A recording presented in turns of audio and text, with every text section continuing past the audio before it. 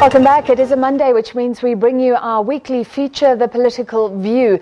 In focus this week, of course, is political uncertainty while the future of Treasury hangs in the balance.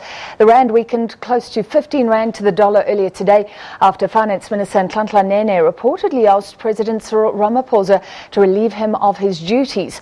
After testifying at the Zonda Commission into state capture, Nene issued an apology for, among other things, meeting the Guptas several times at their home in Saxonwold. All right, to discuss, we're joined by the SABC's political editor, Dumisani Hlophe. Thanks for being with us, Dumisani. Thank you very much. Welcome. So, firstly, do you think Nene has committed a dismissible offence here? Well, I think that's too a bit extreme. I think it's an ethical issue. It's an issue of a conflict of interest. So I would prefer to leave it at that rather than, because otherwise, saying it's a dismissible issue, it might imply that there's a judgment, that is being made already. Sure. So he met the Guptas at their home and he was quiet about it, maybe even lied about it. So like you say, it's an ethical issue. But are you seeing evidence of corruption, or are there question marks still? Is that the problem here? Look, I think the question marks is in terms of judgment, personal judgment and leadership judgment, and also the question of trust.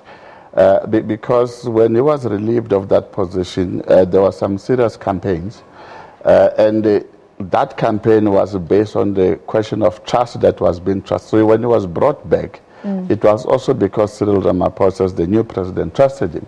So I think what we are dealing with is a question of trust rather than having an established evidence that there was an element of corruption or not. I think it's a trust issue by and large.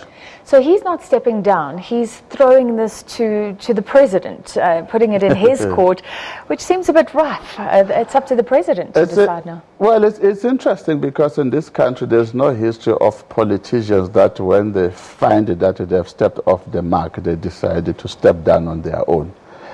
It's extremely very rare. I think only one deputy minister at some point when there were allegations, I think it was Enoch Godongwana who stepped off.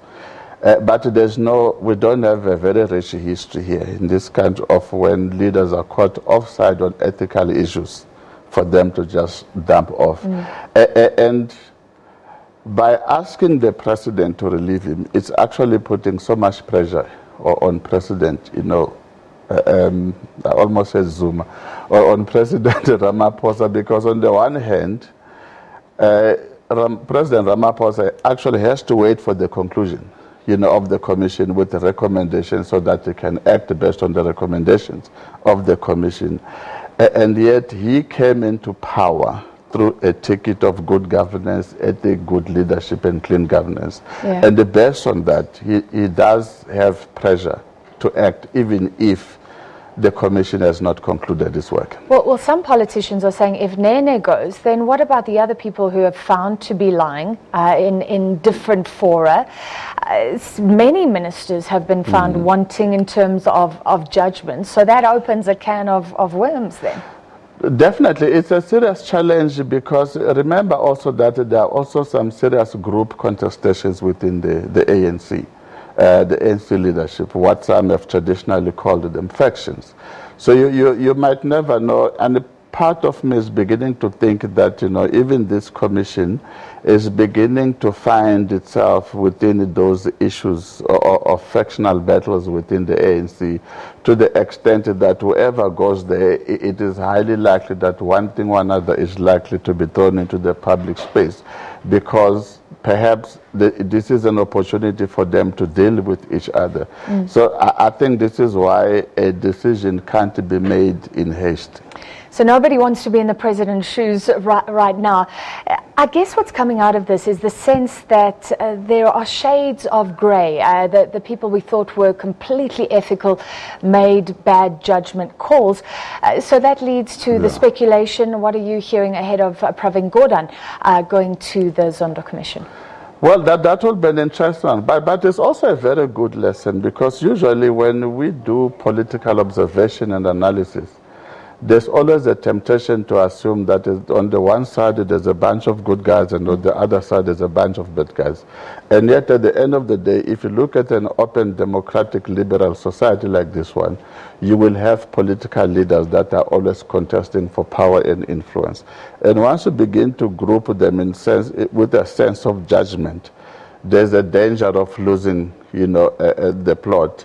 So I think the interesting thing, by the way, with Pravin Gordhan coming in, maybe it's a reflection in terms of what happened when he was recalled, because I think that began and accelerated the movement that arose to remove President Zuma at the time, but then it also had an impact on the elective conference of the ANC that took place in December last year.